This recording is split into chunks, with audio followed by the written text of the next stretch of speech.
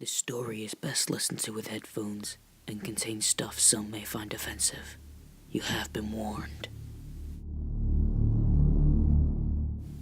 Inner darkness. I'm expected to bring happiness around me, to fill the day with joy, make people around me have a laugh so their day won't be such a bore. I think about that every day. While I was walking to school, I took my headphones and plugged them into my cassette player. I took a cassette named Track 5 and put it inside of the recorder. It always made me smile. I walked to school and talked to my friends like usual. In their perspective, I act as a totally sane person. Nothing unusual. They see me as a comedian or a jester, like the ordinary class clown. I stayed in school longer today. I usually do that. I try to sneak away, avoid my friends so I can have some privacy. We all need some privacy. Later on, I was going home, alone. The street was empty like usual. I was passing by alley after alley. I'm afraid of looking into them. The pitch dark space that light can't reach, that contain the unknown. I removed my headphones. Slowly. And looked around. Listened. The colorful trees were dancing with the wind. The clouds made the moonlight unable to reach the ground. It was dark for being autumn. I was just about to put my headphones on again when I heard a weak yelling. I look around. Then I heard it again. I ran back, following the sound. It came from one of the alleys I had passed. Without hesitation, I walked into the alley. I saw a girl. The girl was a student of my school, 2 years under me. 2 guys were laughing and staring at this younger girl. The 2 guys were in my parallel class. Please, not again. Leave me alone.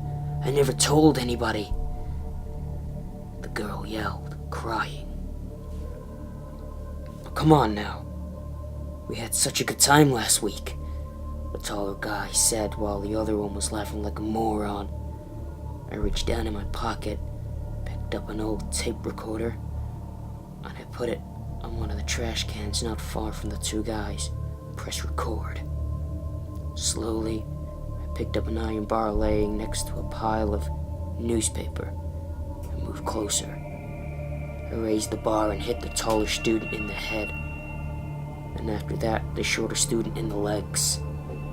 The girl stared at me, slowly stood up and ran away. I was still there, looking at the 2 victims.